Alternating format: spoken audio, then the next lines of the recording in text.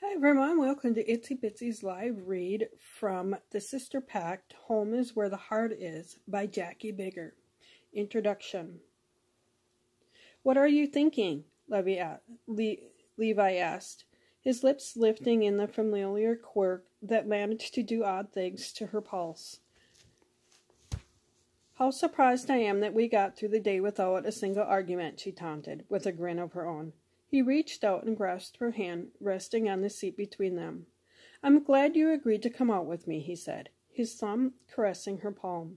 She shifted until he released his hold, heat rising to her cheeks. I am too. I have to admit, I didn't know what to expect. He eyed her quizzically. Did you think I had planned to have my nefarious way with you? She laughed, but her girl bits quivered at the thought. Don't be silly. I'm hardly your type. Levi pulled into her parents' driveway and parked. Holly fidgeted under his steady regard. What? She rubbed at an imaginary speck on her cheek. Do I have dirt on my face? She stilled as he reached out and brushed a stray lock of hair behind her ear. His knuckles grazing her skin sent involuntary shivers chasing each other up her spine. His eyes had darkened, the humor replaced by something she feared putting a name to. He couldn't be attracted to her, could he? Levi, shh, he murmured, leaning until their lips were a breath apart. You have the most delectable lips. I've been wanting to kiss them all day. He turned his hand to cup her jaw. What do you say, Holly Anderson? Will you let me? I wonder. He didn't wait for a reply. His mouth eased over hers, and it sent common sense flying out the window. He didn't rush, instead taking time to taste her as though she had mattered to him. It was slow and sensuous, and she never wanted it to end. She moaned, helpless to hide the yearning he brought barreling to life. She touched her tongue to his and then withdrew, made valuable by the sensations coursing through her body. Levi, she said again, though she wasn't sure what she was asking anymore. He moved his hand to her nape and tugged, drawing her into the seductive web, and she was helpless to escape. Didn't want to, even if she could. I've imagined this moment for so many years, he rasped, shocking her to the core. How could that be? They barely knew one another. His kisses were like a drug, making it hard to think. There was something she should clarify, but... A horn blared behind them. Holly jumped like a scalded cat, while Levi slowly, ever so slowly, eased back to his side of the vehicle. He started the engine and lowered the steaming windows, letting fresh air flow in among with awareness. They were making out on a public street like two teenagers in the throes of passion. What was she thinking? She hadn't been. That was the problem. An affair with Levi would never work. There was far too much water under the bridge between their families and her own drunken mistake 10 years ago. In all reality, she was surprised he wanted anything to do with her. That was unexpected, she said, for lack of brilliant repartee. Her brain cells were still playing catch-up with her hormones. Chapter 1. Holly Termine glared after the cabbie who'd just driven away with her carefully wrapped Christmas gifts in the back seat. She'd done everything short of flying to catch his attention, but all to no avail. Now what was she going to do?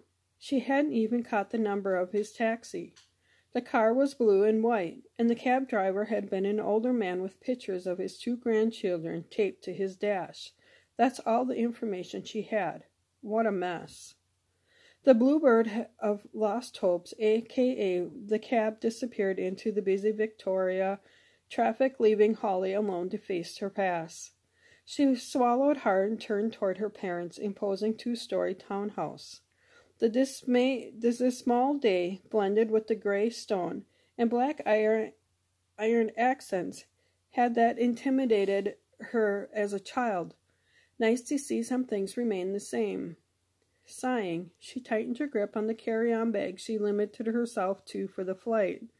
which is why she was now giftless, and chugged toward the big oak doors as though she were fighting her way through quicksand. Great, not even in the house, and she had already regretted the trip. The sign below the bell was no less glaring for the elegant script. No soliciting, fundraising, salesman, religion, or politics. Thank you. As though attaching manners at the end of the softened the cold tone the message conveyed. That was her parents in a nutshell. She jabbed the bell like it was a release valve for her frustration. The rain had held off while she dashed from store to store, began to fall, a misty drizzle that sank into Holly's clothes and turned her hair lank in a matter of seconds. Wet and miserable, she waited for someone to let her in.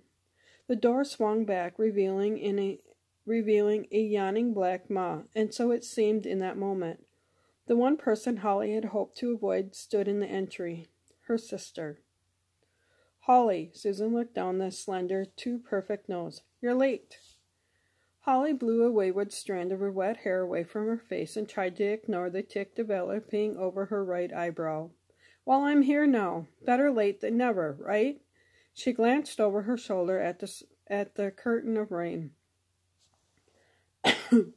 Mind letting me in? It's cold out here. She smiled and took a step forward, forcing her sister to move, or get plowed down.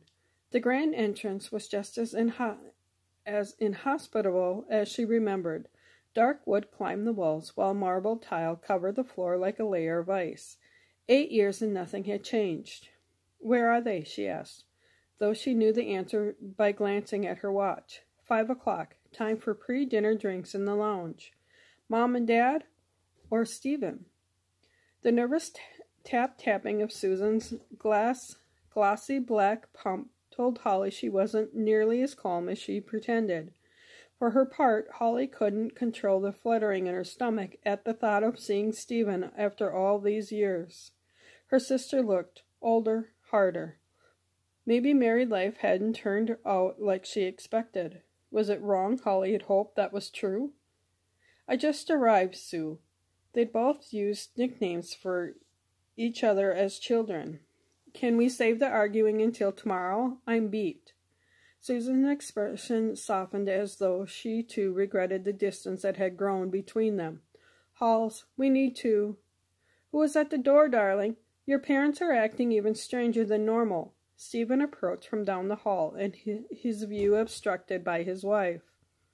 Breathe, Holly. She was going to hyperventilate and embarrass herself by passing out on the floor at their feet. She could see it now. Well, she could if not for the black dots dancing before her eyes. Oh, man, he was every bit as striking as she remembered. Movie star handsome, and at one time the love of her life. No matter how many prep talks she'd given herself, nothing could prepare her for this. Her vision blurred. She leaned hard on the handle of her luggage as her knees wobbled and then gasped as the wheels slipped out from under her, and she went down, landing hard on her elbow. Ow, she muttered, almost as an afterthought, too busy trying to control her flip-flopping tummy. I don't feel so good. At least the tiles were cool on her back. Small favors. Take it easy, a deep, rich voice muttered, and then he was there. Warm hands cradled her head while wild shoulders blocked the vision of Susan's surprisingly worried expression. Strange, she thought. Susan would be laughing at her predicament. I'm fine, she snapped, wiggling to escape Stephen's hold. But then she looked into his eyes and froze. Stephen's eyes were the blue of a midnight sky. These matched the winter storm lashing the window panes, grim and steely. You, she whispered, stunned. Were you hoping for someone else? Stephen's annoying pain in the butt brother asked. Holly lay back and closed her eyes. Why can't I catch a break? Chapter 2. Levi Anderson stared down at his sister-in-law, game face, with its pale cheeks and distracting pink lips. The last time he had his hands on Holly was at his twin brother's wedding fiasco 8 years ago. He was dismayed to find the attraction hadn't faded. It had been a mistake then, and it was a mistake now. Come on, princess. Time to quit faking a fate. 3, 2... Her green gold eyes popped open on an infant huff. I'm not faking, you oaf. She shoved his hand away, blinking as her head hit the floor. Let me up. He stood, happy to put some space between them. Sure, it's just like you to make an entrance. Not true. Melodrama was much more Susan's forte. Here, he held out his hand. Grab hold. She looked like she'd sooner crawl down the hall than accept his help, but common sense won out. Even though her fingers were still chilled from being outdoors, she had still struck sparks off his skin. She came up in a rush, her head no more than chest high. He'd forgotten how small she was, delicate. Thanks, she muttered, yanking her hand back to brush the damp skirt down her thighs. I've done with the historics. Mother and Daddy are waiting, Susan said, her gaze implement. Levi ignored her. You okay now? He asked Holly. She was still far too placid for his liking. She nodded, shivering slightly in her damp clothing. It's been a long day and I forgot to eat, that's all. She turned to her sister. Are Amy and Jacob here? Susan led the way toward the lounge. They're home with a sitter. I thought it's best for tonight's visit. The undercurrents between those two were thick enough to choke a horse. Levi had wondered over the years why Holly never came home, but guilt and life kept him from inquiring too deeply. Now he wished he had. Holly hesitated in the doorway as though unsure of her welcome. Her parents sat separately, one on the settee and the other in the deep club chair, and remained sitting just another night at the Tremaine home. Stephen set a drink, his third in an hour, on the fireplace mantel, ignored his father-in-law's disapproving glare, and strode across the room to hug Holly, wrapping her in a bruising hold. Welcome home, Hollyberry. It's been too long. He planted a lingering kiss on her cheek before grasping her hands and raising them to his lips. I've missed you. Susan snorted, and he let Holly go to wrap an arm around his wife's waist, squeezing her against his side. We all have. Levi decided to step in before his idiot brother got himself into more trouble than he was already in. He placed a guiding hand on Holly's lower back and led her forward. Why don't you say hello to your parents? I'll get you a drink. He could practically feel each bone of her vertebrae snap to attention the closer they got to the elder Termines. For her sake, he willed them to rise and properly greet their daughter, but it wasn't to be. Instead, her mother turned her cheek for a light peck, and her father raised his glass in a toast. Welcome home to the prodigal child. We were beginning to wonder if the next time we saw you would be graveside. Daddy, Susan hissed, don't say such things. You know how upset Mother gets when you talk about death. Ha, he laughed. She's had my burial suit washed and pressed for months now. Not to be outdone, Mrs. Termina eyed her husband's glass. Just keep drinking, George, and my fondest wish will come true. Holly sank into the far end of the sofa as though her legs wouldn't carry her any farther. I see not much has changed, she said, peeling the wet jacket down her arms. You and Father have been trying to kill each other off since we were children. She shared a glance with her sister. I'm glad no one succeeded. Why would you care? Her mother said, chin in the air. You went off to the big city and forgot all about your family. Mama, that's not true, Holly protested. You know it was always my dream to attend Juilliard. Her father snorted into his drink. No matter the cost. Levi set the bottle of rum on the bar with a thunk. He couldn't believe what he was hearing. Claire and George were punishing their daughter for chasing her destiny. He'd always found them to be cordial, if somewhat standoffish. He never would have guessed that they could be so cold to their own offspring.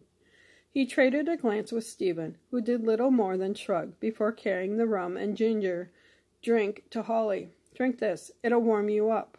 She eyed him doubtfully, but took a careful sip, and choked. Levi sank down beside her, removed the glass from her grip before she could spill it. and gave her back a couple of solid whoop-whoops. Thank you for listening to this portion.